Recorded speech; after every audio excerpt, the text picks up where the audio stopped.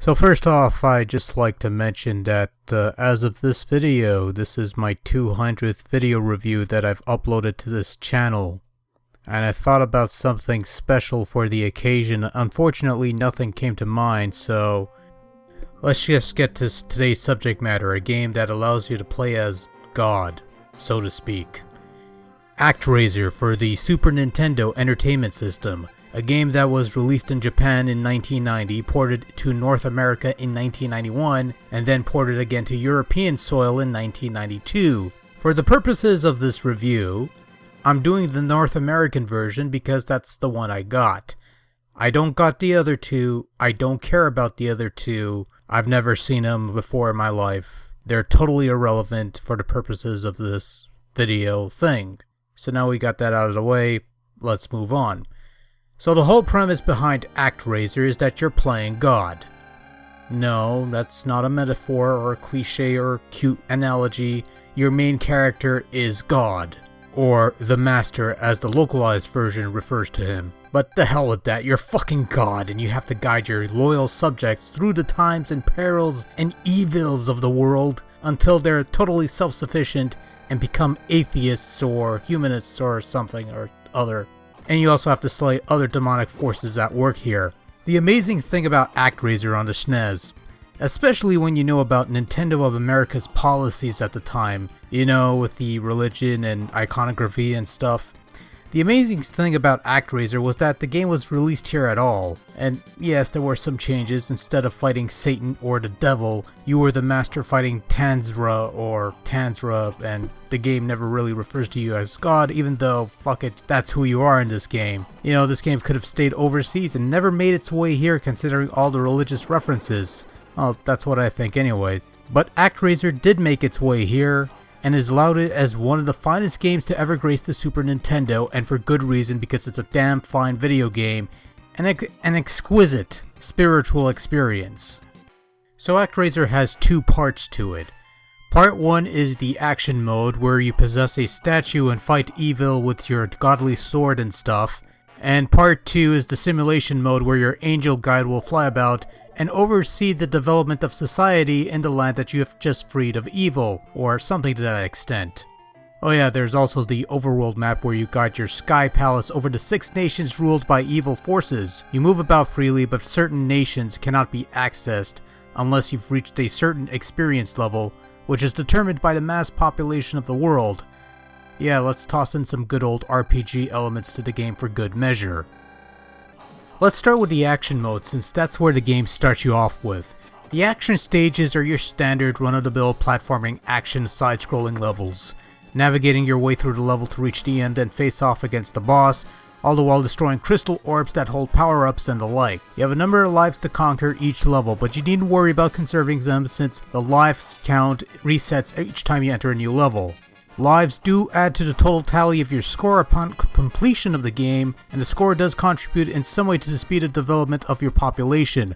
More on that later. ActRaiser's action levels are basic in their execution. You can jump, attack with your sword, or cast powerful magic once you've attained such ability. Control is impeccably solid in these parts, which is good because you're supposed to be God and he's supposed to be perfect, and he cannot be perfect if control sucks. And control in ActRaiser certainly does not suck. I've heard people compare the action stages of ActRaiser to something akin to the Castlevania series, and I can almost see the influence, whether it be in the gameplay style or the overall presentation. The levels in general look pretty spectacular and are often accompanied by some of the finest and most majestic soundtracks to ever be conceived for a Super Nintendo video game. Obviously, the simulation mode has you guiding your people on where to build houses and helping them develop as a society, but your main goal above all else is to seal the monster lairs scattered throughout the land.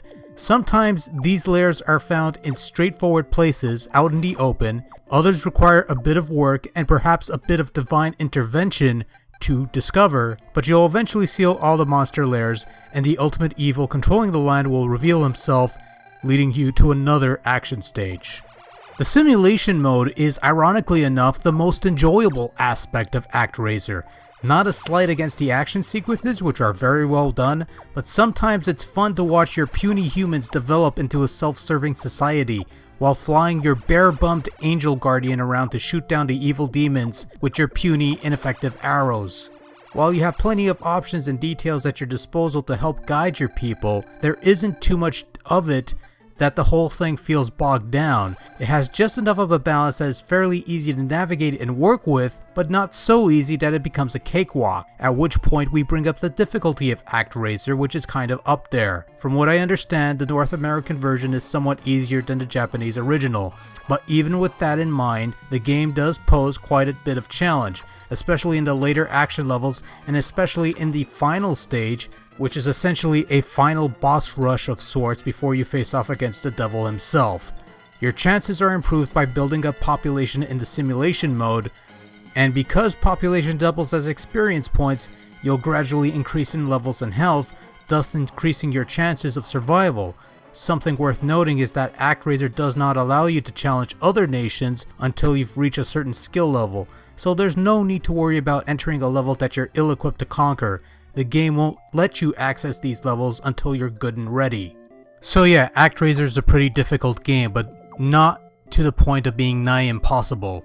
Given that you start with a stock of 3 lives each time you enter a level, there's none of the usual worries of having to conserve lives for the next action sequence, although again, whatever lives you have remaining does add to your overall score, which helps out a bit in developing civilizations a bit quicker, which helps out in developing your own strength. Beating the game the first time unlocks the game's professional mode, which is just the action stages, but tons harder and at a difficulty level more consistent with the original Japanese version of the game. On a side note, professional mode is something of an inspiration for this game's sequel, which would do away with the simulation aspects and solely focus on the action.